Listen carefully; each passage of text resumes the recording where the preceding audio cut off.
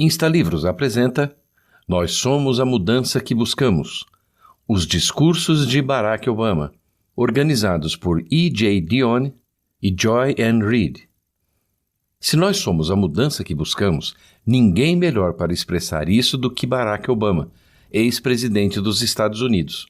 Sempre envolvido em política, causas sociais e interraciais, lutou contra a guerra, mediou conflitos, encorajou as mudanças necessárias para seu país. Nasce neste livro uma compilação de vários discursos extraordinários que mudaram a história de uma nação e repercutiram no mundo todo. Nós somos a mudança. Obama buscou essa mudança. A importância de Barack Obama. No dia 5 de novembro de 2008, os jornais do mundo dedicaram sua primeira página para um acontecimento visto como uma nova etapa da história dos Estados Unidos da América. O anúncio oficial confirmava a vitória de Barack Hussein Obama, de 47 anos, como o 44º presidente eleito da nação mais influente do mundo. Barack Obama foi, sem dúvida, um dos presidentes mais comemorados da história norte-americana. A eleição de um homem negro foi um marco em um país que tem sua história marcada pelo racismo e herança de escravidão. Ele, nascido da miscigenação de mãe branca norte-americana e pai negro africano, forma-se um líder unificador, naturalmente carismático, empático e dotado de um grande poder para transpor barreiras raciais e culturais. Responsável por grandes mudanças políticas, sua imagem refletiu nos Estados Unidos e no mundo, cruzando fronteiras tanto raciais como culturais. Desde os primeiros dias de sua presidência, Obama se dedicou a manter a promessa de romper com a era Bush, desfazendo muitos erros diplomáticos de seus antecessores ao longo de seu mandato. Suas atitudes, inclusive, o fizeram ganhar o Prêmio Nobel da Paz de 2009. Sempre bem vívido, Obama conseguiu expor suas ideias de forma clara e contundente e se manteve assim até o último pronunciamento de despedida em janeiro de 2017. O que eu não quero é uma guerra estúpida. Em 2002, Barack Obama, ainda senador do estado de Illinois, fez um apaixonado discurso contra a guerra do Iraque. Anos mais tarde, essa guerra se tornaria totalmente impopular, não só entre democratas, mas entre a população americana em geral, e seu posicionamento firme contra ela fez com que ele fosse nomeado candidato à presidência e, em seguida, ganhasse a eleição de 2008. Obama inicia seu discurso deixando claro que não é radicalmente contra qualquer guerra, ou seja, não é utópico ao ponto de achar que guerras nunca são necessárias. Aponta para a Guerra Civil Americana como uma batalha essencial para o fim da escravidão nos Estados Unidos, e apresentando um exemplo pessoal, coloca como seu avô lutou bravamente na Segunda Guerra Mundial. Obama então evoca o acontecimento que havia abalado a nação americana no ano anterior, dizendo: depois do 11 de setembro, após testemunhar a carnificina e a destruição, a poeira e as lágrimas, apoiei a promessa deste governo de caçar e neutralizar aqueles que se dispõem a massacrar inocentes em nome da intolerância e de bom grado empunharia armas para impedir que uma tragédia assim acontecesse de novo. Eu não me oponho a toda e qualquer guerra, e sei perfeitamente que hoje, aqui nesta multidão, não faltam patriotas nem patriotismo. A questão toda para Obama era que a guerra do Iraque era uma guerra estúpida e precipitada. Ele se opunha à tentativa cínica de alguns políticos bélicos do governo de enfiar suas agendas ideológicas por goela abaixo, independente do preço a ser pago, mesmo sobre a forma de vidas e privações. Obama, em seu discurso, continua: oponho-me à tentativa de oportunistas políticos como Karl Rove de desviar nossa atenção do aumento do número dos que não têm seguro-desemprego, do aumento dos índices de pobreza, da queda da renda média, de nos distrair de escândalos corporativos e de uma bolsa de valores que acaba de passar pelo pior mês desde a Grande Depressão. Obama também não tinha ilusões a respeito de Saddam Hussein e afirmou em seu discurso que Hussein era um homem brutal e implacável, que dizimava seu próprio povo para se manter no poder. Hussein repetidas vezes havia desrespeitado resoluções da ONU, havia desenvolvido armas químicas e biológicas e tinha a intenção de desenvolver capacidade nuclear. era um mau sujeito. O mundo e o povo iraquiano estariam melhor sem ele. Obama continuou o discurso sobre Saddam. Mas também sei que Saddam não representa uma ameaça iminente e direta para os Estados Unidos, nem para seus vizinhos, que a economia iraquiana está em ruínas, que as forças armadas iraquianas têm hoje apenas uma fração da força que já tiveram e que, com a união da comunidade internacional, ele pode ser contido até cair na lata do lixo da história, como costuma acontecer com todos os ditadores mesquinhos. Sei que até mesmo uma guerra bem-sucedida contra o Iraque exigirá uma ocupação americana de duração indefinida a um custo indefinido com consequências indefinidas. Sei que uma invasão do Iraque sem uma justificativa clara e sem forte apoio internacional servirá apenas para insuflar as chamas no Oriente Médio e estimular não os melhores, mas os piores impulsos do mundo árabe, fortalecendo o braço de recrutamento da Al-Qaeda. Obama não se opunha a toda e qualquer guerra, e sim a guerras absurdas. Ele clara e diretamente mandou uma mensagem para o presidente Bush. O senhor quer uma briga, presidente Bush, pois vamos encerrar a briga com Bin Laden e Al-Qaeda com medidas eficazes e coordenadas de inteligência, acabando com as redes financeiras de apoio ao terrorismo e lançando um programa de segurança interna que não signifique apenas a ativação de alertas codificados em cores. Vamos brigar para que os inspetores da ONU possam fazer seu trabalho para fazer valer vigorosamente um trabalho de não proliferação, para que antigos inimigos e atuais aliados como a Rússia protejam e, em última análise, destruam seus estoques de material nuclear, para que países como o Paquistão e a Índia jamais venham a usar as terríveis armas que já têm em seu poder e para que os comerciantes de armas do nosso próprio país parem de alimentar as incontáveis guerras travadas ao redor do mundo. Vamos brigar para que nossos supostos aliados no Oriente Médio, os sauditas e os egípcios, parem de oprimir seu próprio povo, de reprimir a oposição, de tolerar a corrupção e a desigualdade e de gerir mal sua economia, fazendo com que seus jovens cresçam sem educação, sem perspectivas, sem esperança, prontos para serem recrutados por células terroristas. Obama fala em seu discurso que as consequências de uma guerra são terríveis e os sacrifícios incomensuráveis, e que é possível no decorrer de nossas vidas que ainda precisemos nos levantar mais uma vez em defesa de nossa liberdade, pagando o preço da guerra. Ele encerra seu pronunciamento dizendo: mas não vamos mergulhar cegamente neste caminho infernal. Nem devemos permitir que aqueles que estão dispostos a marchar e assumir o maior sacrifício de todos, aqueles que provariam toda a sua dedicação com o próprio sangue, façam um sacrifício tão terrível em vão. Sim, nós podemos. Foi o discurso de reconhecimento da derrota nas primárias democratas de New Hampshire, em 8 de janeiro de 2008. De todos os discursos de Barack Obama, talvez nenhum tenha gerado uma expressão mais icônica que o pronunciamento feito em Nashua, New Hampshire, naquela noite. Não em uma vitória, mas em uma derrota. O trecho final do discurso, no qual ele fala das infindáveis ondas de sonhadores dos Estados Unidos, desde a imperfeita fundação da nação até o presente, injetou um sopro de esperança em sua campanha.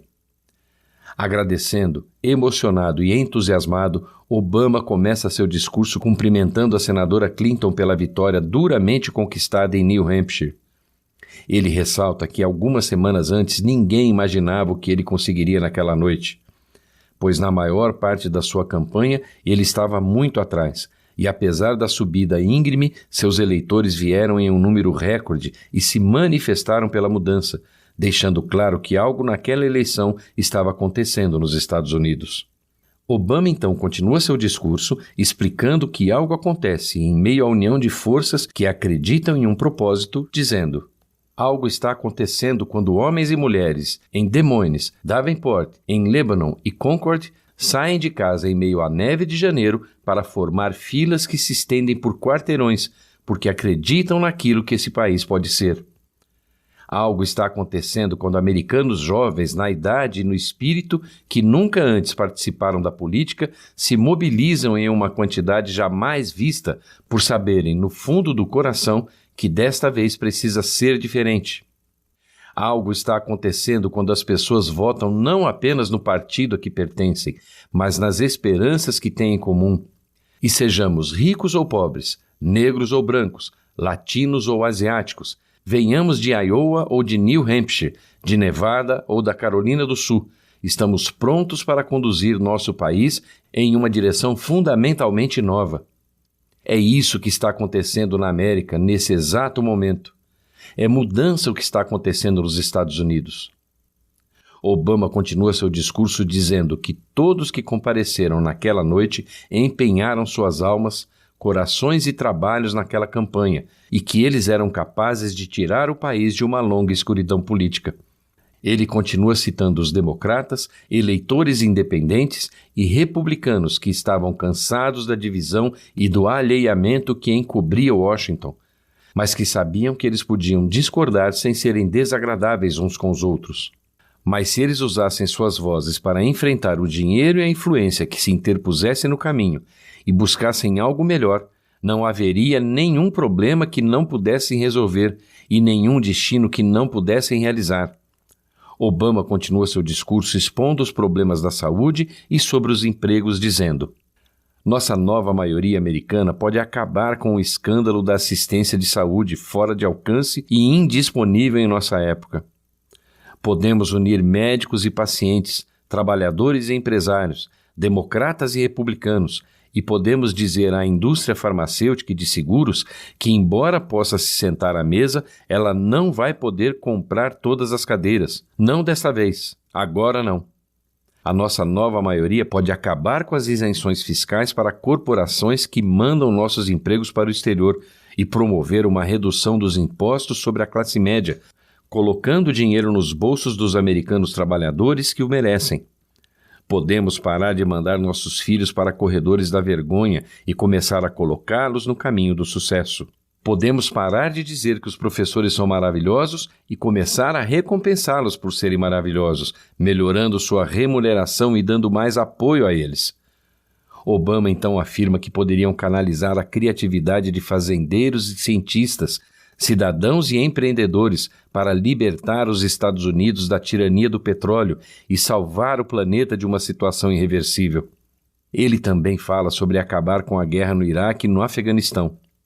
Acabaremos com essa guerra no Iraque, traremos nossas tropas de volta, concluiremos o trabalho, vamos concluir o trabalho contra a Al-Qaeda no Afeganistão, cuidaremos de nossos veteranos, recuperaremos nossa posição moral no mundo, e jamais utilizaremos o 11 de setembro para conquistar votos vindos do medo, pois essa não é uma tática para vencer eleições.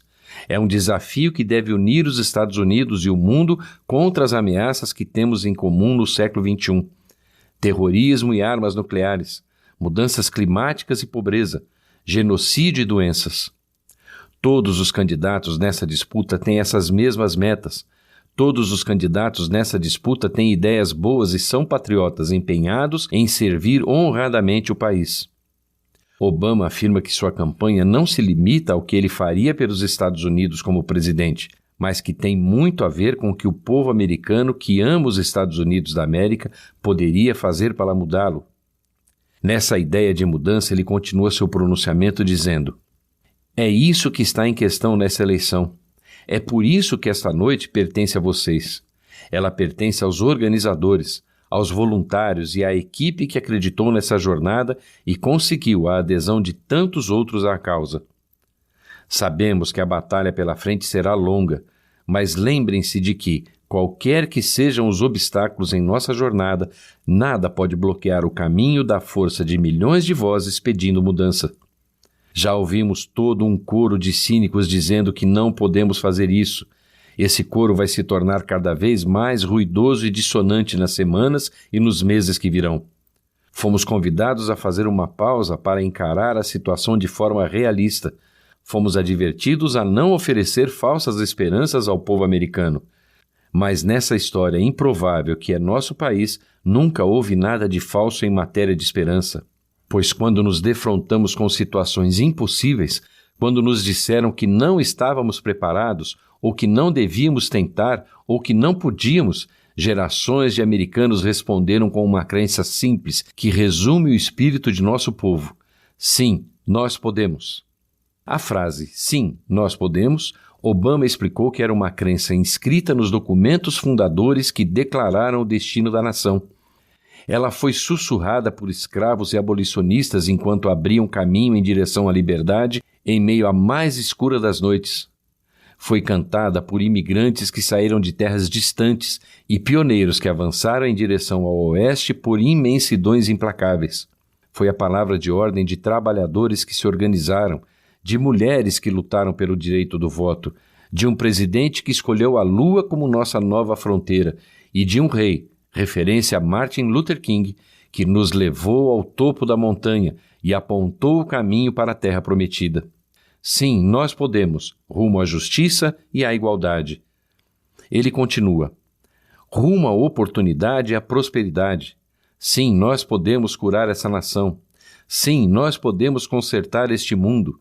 Sim, nós podemos. E assim, amanhã, ao levarmos a campanha ao sul e ao oeste, ao constatarmos que as lutas dos operários da indústria têxtil de Spartanburg não são tão diferentes das dificuldades do lavador de pratos em Las Vegas, que as esperanças da menininha que frequenta a escola à beira do colapso em Dillon são iguais ao sonho do menino que aprende nas ruas de Los Angeles. Lembremos que algo está acontecendo nos Estados Unidos, que não estamos tão divididos quanto nossos políticos dão a entender, que somos um só povo, uma só nação, e juntos começaremos o próximo grande capítulo da história americana, com 3 palavras que ecoarão de costa a costa, de um oceano a outro. Sim, nós podemos. Insta Insights. Seja cordial com seus oponentes. Aprenda a entrar nas guerras certas de forma inteligente. Todo grande líder precisa ter humildade para aprender com as pequenas coisas. Não existe argumento capaz de justificar a escravidão ou o racismo do ponto de vista ético ou moral. Sim, nós podemos mudar as coisas se elas não estão boas. Tenha uma boa trajetória para escrever grandes histórias. Bons exemplos movem multidões. Neste livro você aprendeu que, assim como Obama construiu uma trajetória marcante em sua vida, nós podemos nos basear em seus discursos e absorvê-los como exemplos. Ele fala de uma forma muito humana e, através de suas palavras, aprendemos a lidar com as pessoas, tomar decisões, intermediar grandes problemas, ter empatia e não ter preconceito. Gostou e quer aprender mais? O Insta Livros recomenda a leitura de A Hora Certa de Mudar, Jenny Blake.